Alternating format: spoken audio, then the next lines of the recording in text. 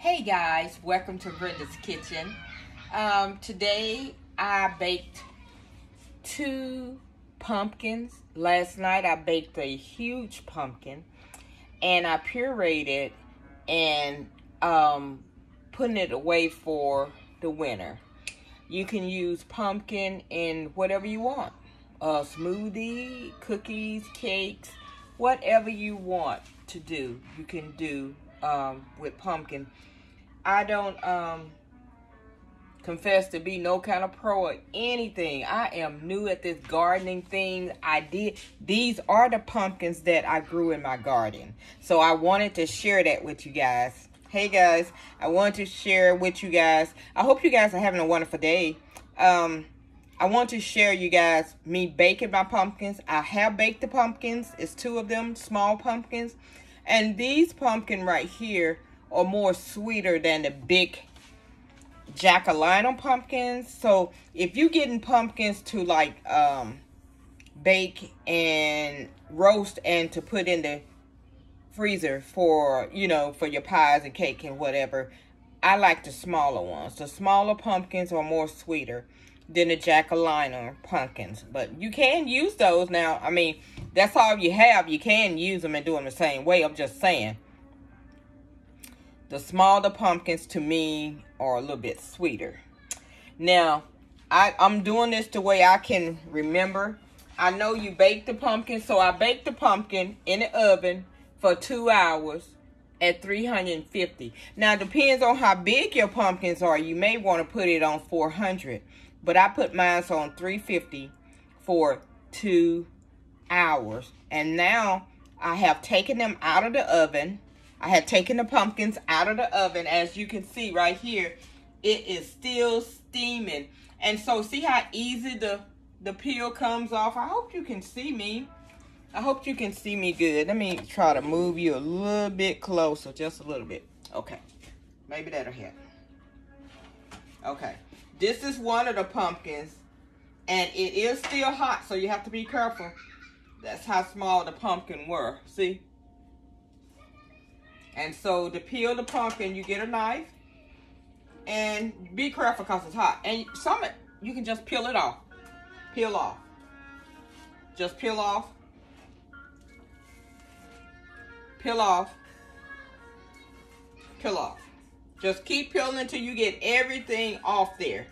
Everything off there. I'm using the knife because it's a little hot. I don't have to, but it's hot. I'm going to. I don't want to burn my hand.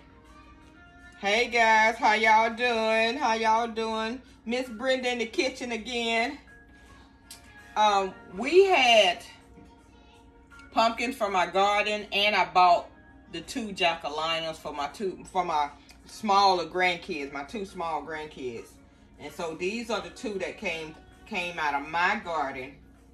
I harvested them from the garden a few weeks ago, and they sat outside for a couple weeks before Halloween, and they was good. They did good. They still was firm. They still was firm. So I was happy about that. I didn't have to throw them away, so I went ahead and baked them. Since they held up that long, I wanted to show my appreciation to the pumpkin. Look at that.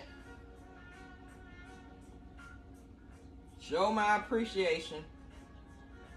Just get it off.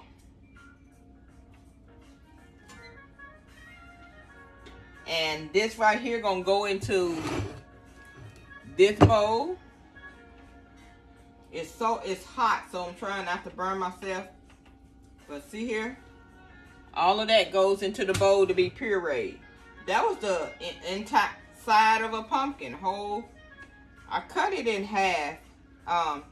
To put your pumpkins in the oven, depends on how big it is. You can cut the pumpkins in half. You do not have to put them in the oven whole, so you can cut the pumpkins in half to fit in your oven.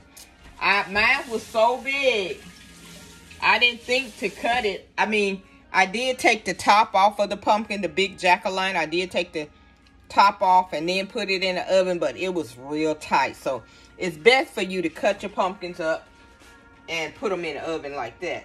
The smaller pumpkins cook quicker. But I still put 2 hours on here because it was 2 pumpkins. So I went ahead and did 2 hours anyway. I want to make sure it was done and tender.